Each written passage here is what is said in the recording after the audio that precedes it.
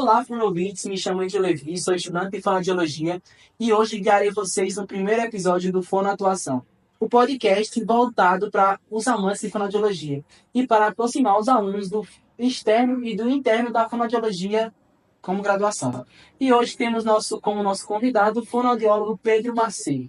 E aqui a gente tem uma regra, professor, que aqui quem se apresenta é o próprio convidado e a pergunta que fica é: quem é o senhor na fila do pão? Poxa, não estava esperando por essa parte, né? Na fila do pão. Bem, sou Pedro, fonoaudiólogo, não estou formado há tanto tempo, não é o que a gente sempre fala por aqui, mas sou fonoaudiólogo desde 2021. Fiz residência em saúde auditiva em Bauru, foi uma experiência muito bacana. E desde o ano passado, vulgo 2023, eu estou como professor substituto aqui na UFBA. Acho que é isso. É isso? Acho que é. Então, hoje nós temos como tema Me formei, e agora o que eu faço? Desafios no campo de trabalho para a fonoaudiologia. Por isso, trazemos nosso professor aqui, que está há pouco tempo de formado, e está para trazer essa visão recente para a gente de como é esse desafio.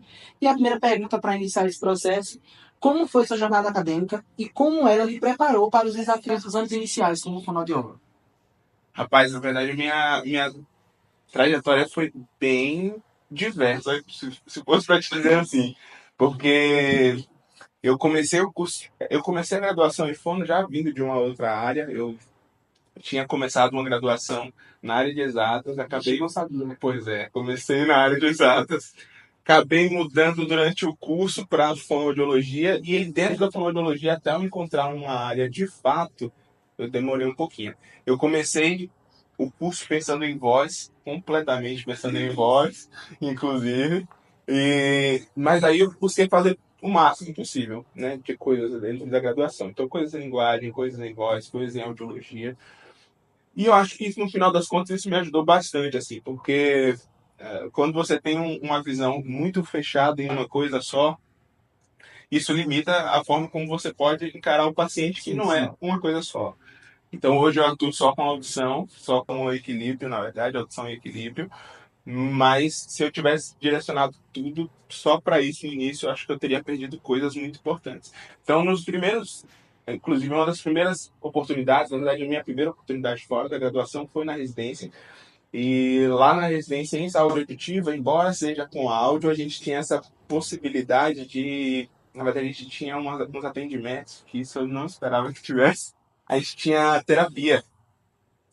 E uma das, assim, no momento de direcionar qual terapeuta ia ficar com qual paciente, uma das pacientes foi direcionada para mim justamente porque dentro da graduação eu tinha vivência com Libras e com outras formas de atuação.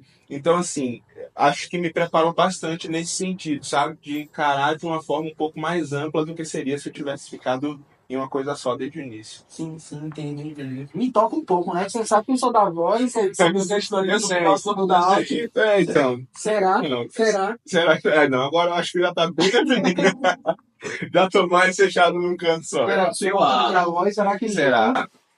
Então, isso já encaixa muito com a nossa pergunta 2, Tá. que é, já falou um pouco sobre esses primeiros anos de formado, como fonoaudiólogo, na residência. E aí, quais foram as principais dificuldades desses anos iniciais? Qual foi a coisa mais difícil que o senhor encontrou no cenário de trabalho, inclusive? Rapaz, a pandemia. Eu formei durante a pandemia. Sim. Então foi meio complexo nesse sentido. Eu já saí direto para a residência. Até chegar na residência teve já um pouco da influência da pandemia. Então a forma de fazer prova foi diferente, de matricular foi diferente. Mas eu fui já direto para a residência, né? Fiz a prova, foi aprovado. Mas lá toda a dinâmica estava um pouco diferente, né? Então, assim, dentro da fono, se fosse para te dizer a maior dificuldade, seria os novos desafios. Claro, a graduação ela não abarca tudo que a gente poderia encontrar dentro no mercado de trabalho, né? Então, tinha pouca experiência. O período prático que eu deveria ter na graduação, eu fui um pouco privado disso por conta da pandemia. Então, eu tive que formar de forma muito intensiva. A gente fez alguns estágios de forma intensiva. E aí, eu perdi um pouco da prática que me prepararia um pouco mais para a vivência. Aí eu já fui meio que direto, né, para residência. E lá na residência, obviamente, alguns exames, por exemplo, a Vector, que é um dos exames que a gente faz para equilíbrio, a gente não faz aqui na graduação. E lá eu também eu tive muito tempo de praticar lá também, porque Sim. na verdade o serviço estava voltando pós-pandemia, estava um negócio meio louco, então eu tive pouco tempo para isso. Então essa forma de me inserir com menos prática num ambiente pandêmico, que acho que foi o Foi um mais, desafio do senhor foi o particular. maior dificuldade. A pandemia, eu acho que foi um desafio para todos, Eu né? acho que foi. Eu acho que eu tenho essa suspeita. Então, aí a gente entra na pergunta que é a pergunta que rodeia todo mundo aqui que faz fono. Que aí a fono é complicada, que são 300 especialidades da fonoaudiologia. Quando foi que o senhor decidiu a área de atuação? O senhor falou um pouco aí que começou com voz e foi para áudio, mas quando foi que o senhor disse assim, eu quero isso aqui? Aqui é meu lugar e aqui é para onde eu vou. Na verdade, quem é meu aluno eu já contei essa história diversas vezes, porque eu uso isso até como uma forma de dizer para as pessoas que ainda tem espaço para você na áudio. Ainda, inclusive para você. Ainda tem espaço para você na áudio. Eu não vou me comprometer, não posso falar nada. Não, mas tem espaço para você. Eu realmente eu fiz de tudo um pouquinho e aí até fui um pouco frustrado porque eu acho que a gente dentro da graduação a gente quer sempre se identificar. Na verdade, eu acho que a gente sempre quer se identificar com alguma coisa. E aí, dentro da graduação não é diferente. A gente quer se encontrar em alguma área, quer definir como alguma área. E a minha intenção era a mesma. Assim, eu tive bastante aflição, digamos assim, durante a graduação porque eu queria me encontrar em alguma área, mas não tinha. Eu gostava muito de tudo. Assim, não era aquele negócio de eu não gosto de nada, mas eu gostava um pouco de tudo. E eu fazia, vai, pesquisa, extensão em várias áreas, porque eu gostava um pouco de tudo mesmo. A partir do oitavo semestre, que a gente tem aqui na UFPA Clínica em Áudio, que é uma disciplina teórico-prática, na verdade, muito mais prática da audiologia, foi que eu acabei definindo que era isso mesmo. Assim. É realmente que eu gosto disso aqui, eu gosto de fazer isso, gosto de trabalhar com audiologia e quero não de trabalhar, né, mas eu gosto de atuar com audiologia, quero fazer isso. E aí, a partir desse oitavo semestre, que aqui já é praticamente o final do curso, em alguns lugares já é o final, na verdade, mas pra gente é o finalzinho do curso. Então, aí eu defini que é isso e comecei a correr atrás de tudo dentro da área de audiologia. Então, estágio na área de audiologia, na verdade, dentro dos estágios obrigatórios também eu tentei me alocar em coisas que fossem mais específicas também. Então, a gente tem a possibilidade de fazer um estágio no CEPRED, e eu já queria ter essa vivência, não tive por conta da pandemia, mas a gente tem essa possibilidade. Então, eu comecei direcionando tudo um pouco para áudio. Fiz alguns, participei de extensões em áudio, tipo, no último ano, né? Foi capaz De graduação, exatamente. Monitoria de clínica em áudio. Então, eu gostei demais da disciplina, fui fazer a monitoria no semestre seguinte, e foi quando realmente eu defini. Então, assim, a pessoa está antes do oitavo semestre, segura um pouquinho, ainda dá pra você dar áudio. Eu sempre aí, entrei. Dá pra esperar, dá pra chegar pra áudio também. Aí é uma pergunta que não tinha na nossa lista, mas eu resolvi trazer aqui por ter achado curioso. O senhor vê muita diferença. Sei que o senhor participou da graduação lá na USP, né? Mas eu sinto muita diferença da realidade aqui na USP para lá na USP, que o senhor tem essas duas vivências. Na verdade, sim, assim, o perfil da graduação é um pouco diferente. Acho que a gente tem um perfil aqui na UF muito mais amplo. Então a gente tem uma graduação realmente muito mais ampla. Isso, na verdade, eu vejo como diferente com alguns lugares que eu fui. Assim. É muito comum, e aqui também, obviamente, a gente vai ter algumas áreas que a gente tem muito mais do que outras. Isso é muito comum em qualquer graduação. Vão ter graduações que uma área é muito mais forte do que as demais. Mas aqui eu acho que ela é, assim, a gente tem uma graduação que ela é mais equilibrada nesse sentido. Então a gente tem algumas coisas aqui que, no geral, são mais debatidas em pós-graduações, e a gente tem a possibilidade de ver na graduação, e eu acho isso muito bacana. Então eu acho uma graduação um pouco mais ampla. E uma outra coisa que é diferente, que é bem diferente, é justamente também pelo que eu falei, os estágios extracurriculares, na verdade não extracurriculares, os estágios curriculares, mas que são em unidades extra-acadêmicas. Então essa possibilidade, que é também devido a uma limitação, acredito, de alocação aqui na UFBA, mas acaba sendo uma vivência bacana. Então, poder passar por serviço de referência aqui em Salvador acaba sendo muito bacana. E poucas graduações têm essa possibilidade de lidar um pouco mais com a rede, de estar mais inserido na rede. Muitas vezes acontece estágios muito mais limitados à clínica escola. De um certo sentido é bacana, tem mais controle sobre o que vai ser ofertado ali no estágio, mas a gente perde também a vivência, que no final das contas vai ser diferente, né? E saindo daqui, vocês saindo daqui, vai ser completamente diferente do que a gente geralmente tem aqui na clínica escola. Sim, sim. É realmente esse que você falar, essa amplitude talvez venha um pouco a calhar. Perde um pouco do controle do que vai ser ofertado, mas de certa forma o aluno também lida um pouco com a realidade, né? Com o que vai acontecer Sim. na real. E aí agora a pergunta é para provocar o senhor. A pergunta aqui é para sair de cima do muro. Que é pra começar Eu tô em cima do muro? não é sair de cima do muro da áudio. Ah, Se o senhor precisasse ampliar, no caso, sua atuação, diversificar, qual seria e por quê? Se o senhor pudesse ir outra área, Pedro, você vai em outra área, não pode mais fazer algo. outra área. Você tem que escolher outra área, o que, é que o senhor pensaria? Seria voz? Será? E aí? É o corte aqui do Eu podcast. não escolho. Pedro é pra voz. Vai ser o senhor dizendo que é da voz. Ah, não, mas nem era, sabia? Assim, eu gostaria, na verdade, que sim. Voz é um. Eu acho que voz, dentro de minha área de voz, é um negocinho que ficou sem fechar, sabe? Eu queria muito atuar com isso, mas dentro da graduação eu acabei me identificando muito mais com outras coisas e fui para outras coisas, mas não deixei de gostar de voz. Agora, dentro da graduação, teve uma outra área já que, assim, eu acho que na verdade, que ficou no meu coração assim como se eu não for para áudio, eu vou para essa. Qual será essa? Neonatologia, na verdade. Não esperava. Não, acho que ninguém espera, na verdade. Não é uma área da fono necessariamente, mas a minha intenção acho que seria de trabalhar com neonatologia, que aí entraria muito mais para a parte de disfagia infantil, né? Eu gostei muito, assim. Foi uma das coisas que o finalzinho da graduação me presenteou. Como eu não pude fazer os estágios em todos os lugares que eu queria fazer, isso é prédio, eu tive que fazer muita coisa na Climério. E eu fiquei, na verdade, fazendo muitos plantões na Climério, né, para poder formar antes de conseguir chegar na residência. Senão nem ia começar, nem ia conseguir. Tá aí, um desafio. Formar foi um desafio muito grande. Porque teve um período muito tempo parado, né?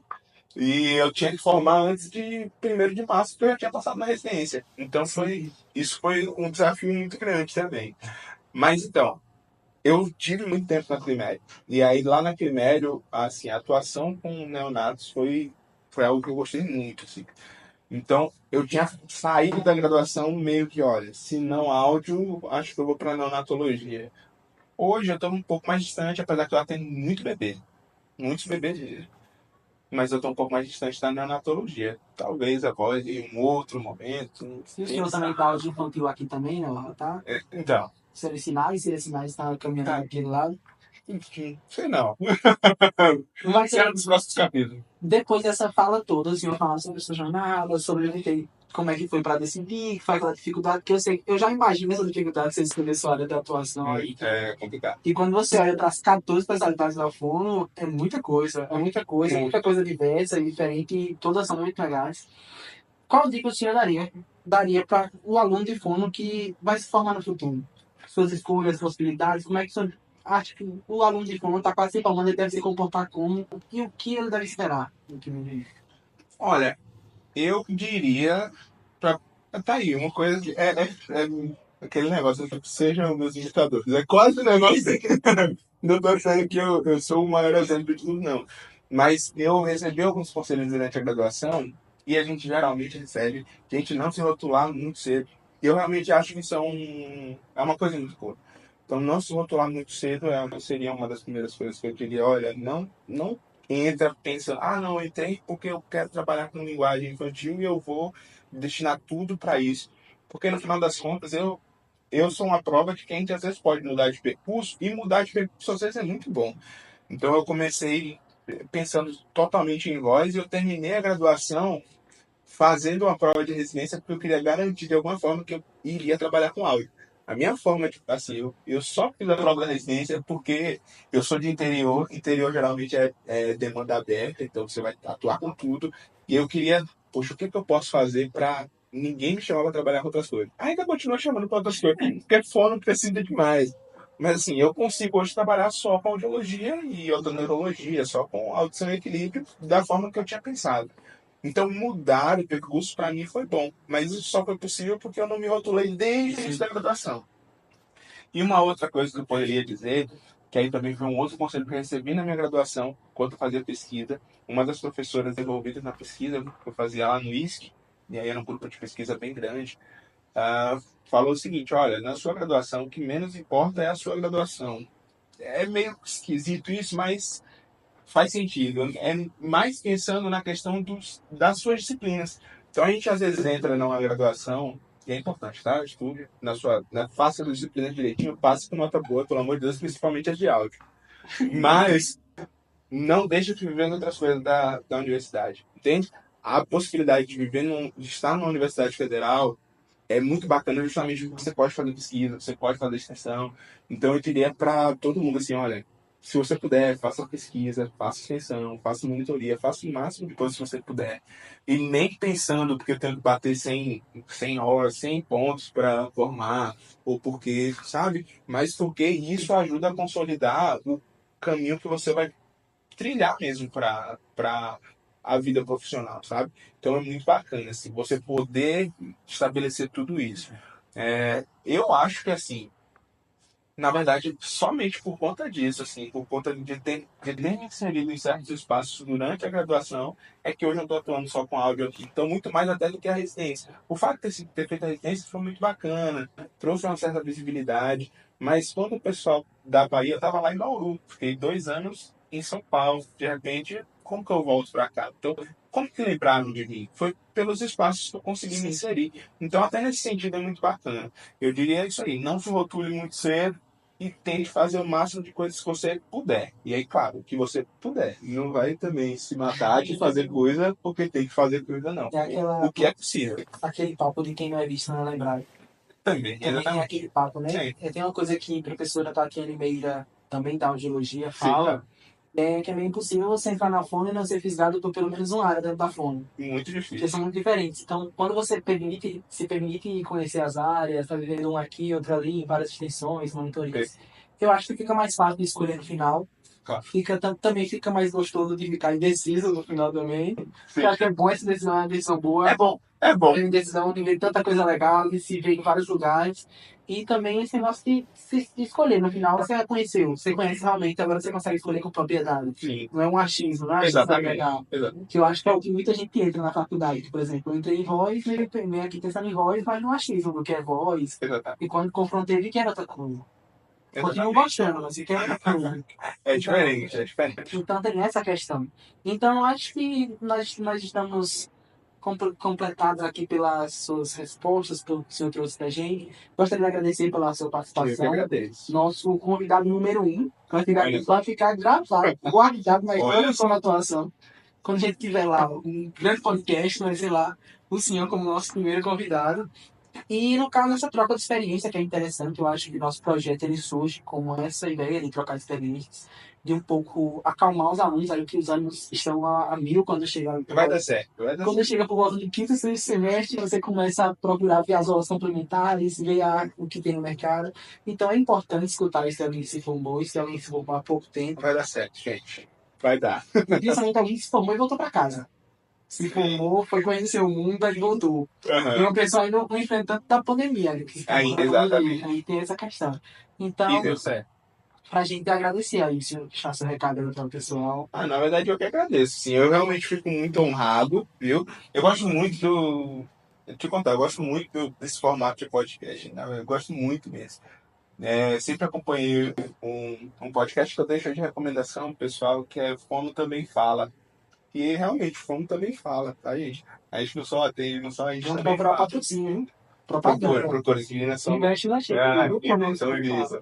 Pois é, eu gosto muito de podcast. Eu tava sempre colando isso assim. Quando eu vi que vocês tiveram essa ideia, assim, eu achei muito bacana. Desde o início, quando vocês estavam pensando, estava embrionário, fazer um podcast, eu já achei realmente muito bacana. E aí, diante disso tudo, assim, ser convidado para participar e ter sido o primeiro, olha só, realmente eu fico muito honrado. Então, agradeço para vocês o convite, desejo muito sucesso para todos vocês e para todos vocês e para todos vocês do Fono Atuação. Eu sei que vai dar certo. Confie, vai dar. Então é isso, galera. Vamos ficando por aqui. Agradecemos a audiência, aos nossos ouvintes aí, que continuem, que vai vir mais episódios muito legais pela frente. E sigam a gente em todas as redes sociais. Até o próximo episódio e bye bye. É isso. Obrigado.